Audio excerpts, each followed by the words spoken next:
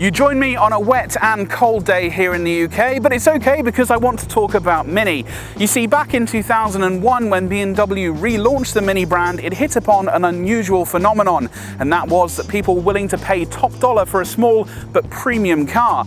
Up until then, small hatchbacks had been seen as budget choices, but what Mini proved is that by adding luxurious features and materials inside and ensuring funky looks on the outside, you could also charge a premium price tag.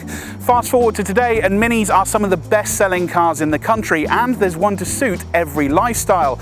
As well as the 3- and 5-door hatchbacks, there's a convertible, the Clubman Estate, and even an SUV in the form of the Countryman.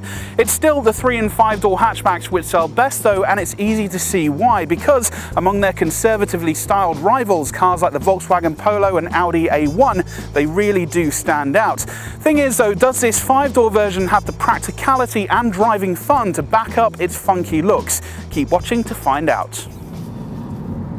Choice is the order of the day when it comes to engines in this Mini hatchback, and kicking off the range is a 1.2 litre petrol in the Mini 1, or if you're wanting a diesel, then you can also have a 1.5 litre diesel in the 1D. The Cooper models are our pick of the range though, and the 1.5 litre turbocharged petrol you get in the Cooper offers punchy performance, but the 1.5 litre diesel you get in the Cooper D is also very fuel efficient. And then at the very top of the range there's this, the Cooper S. It has a 2 litre petrol engine for real hot hatchback performance, and its pop and crackle exhaust note only adds to the drama, but a Fiesta ST is still better to drive.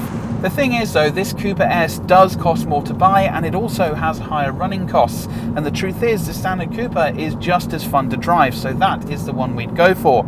Now, just like the 3-door Mini hatchback, refinement can be an issue at speed, and there's plenty of road and wind noise. The standard 6-speed manual gearbox can be a bit notchy, but in truth, if you're looking for an automatic, the situation isn't much better. We've got the automatic gearbox in this car, and it can be decidedly dim-witted, even though on this Cooper S model, we've also got these paddles behind the steering wheel. If you stick with smaller wheels, then the Mini rides pretty comfortably, just not quite as smoothly as a Ford Fiesta. If you do go for bigger wheels though, we'd also recommend upgrading to adaptive dampers, which can soften the ride at the touch of a button. Those who remember the original Mini will find lots of retro charm in here, but thankfully it's all been given a modern twist. This driver's seat is nice and comfortable, giving you a good view over the road ahead, but if you want to adjust it, and there is a lot of adjustment to be had, some of the controls can be a little bit harder to reach once you've got these doors closed. The pedals are offset as well, meaning you sit slightly at an angle, and that means finding that perfect driving position could take some time. Fortunately though, this steering wheel adjusts for both height and reach, giving you a good range of adjustment to find your ideal position. Now, parking the Mini is no trouble because you get a great view over the road ahead, and even looking out the back towards the back window gives you a good view. Should you need more help though, then rear parking sensors are on the options list, as well as an automatic parking system. Everything feels well put together in here, and there are some nice premium touches too. There is some evidence of cost cutting though, particularly around the seat switches to adjust the seats, and also the orange backlit display you get on standard models can look a little cheap. Sadly, as standard, you don't get a colour screen in the Mini, which you do in rivals like the Audi A1 and Volkswagen Polo, but you do get standard equipment including a USB socket and Bluetooth connectivity and a DAB digital radio. Thankfully, it doesn't cost much to upgrade to a 6.5-inch screen, which is based on parent company BMW's excellent iDrive infotainment and navigation system. It all works and looks really good, and is controlled by this rotary dial down here behind the gear lever. You can also upgrade to this larger 8.8-inch screen, which really makes the iDrive infotainment system look at its very best. Now, to set a destination, I'm going to select menu here on this rotary controller, go to navigation, and then I'm going to do destination input, and I'm going to use this pad to start writing Twickenham, which is where our offices are based. Now it's got an N there, we need a W, I, C, K, it's already found Twickenham, there we go. And if I then select start guidance, It's already found the route. The selected criteria is fast, so when I move off, this route now displays in front of me. And if you have a heads-up display, which is what we've got on this car, then the sat-nav directions are also put directly into your field of vision. Now, we already connected our phone via Bluetooth earlier, so if I go to the telephone menu, I've got all of my contacts in here. I can make and receive calls, and that means that I can keep my attention on the road where it belongs. Now, one of the neat features we've got on this car is this ring of LED lights which encircle this infotainment system.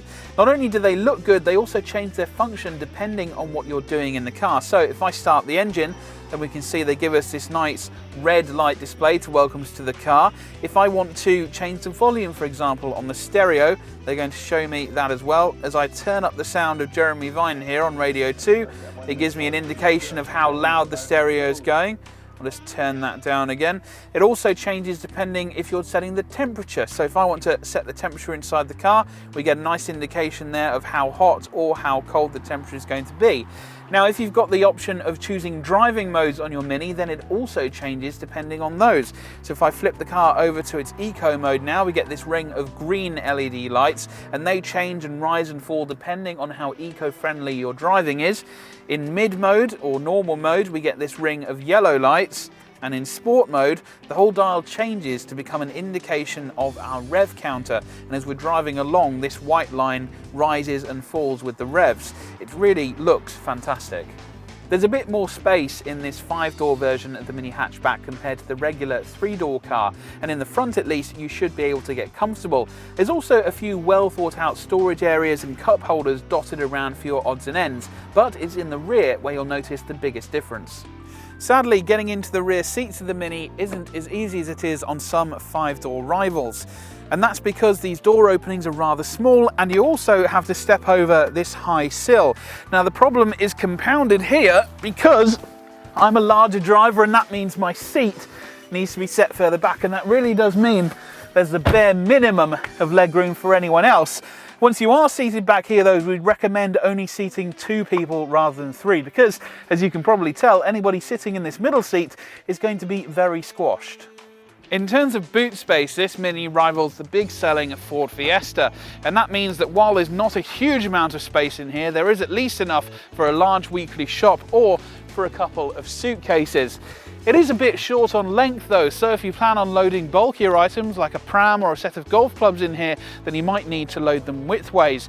You can also get a variable boot floor, which eliminates this awkward loading lip when putting items in.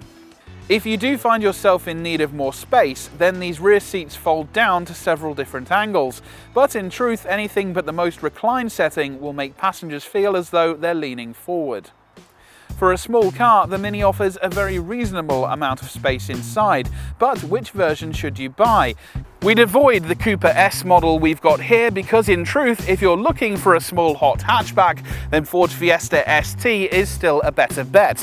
And for similar reasons, we wouldn't go for the Coupe SD. The most sensible options in the range are the Coupe and Coupe D models. Both are still fun to drive, but also offer sensible running costs. Whichever version of the Mini you end up going for though, it's worth spending a little bit extra on one of the optional equipment packs. Both get you plenty of extra features for not much money. And the truth is, most Mini buyers go for at least one, so not doing so could affect the resale value of your car when it comes time to sell. The cheapest is the Pepper Pack, and it gets you 16-inch alloy wheels, climate control and ambient interior lighting. And the Media Pack is worth looking at too.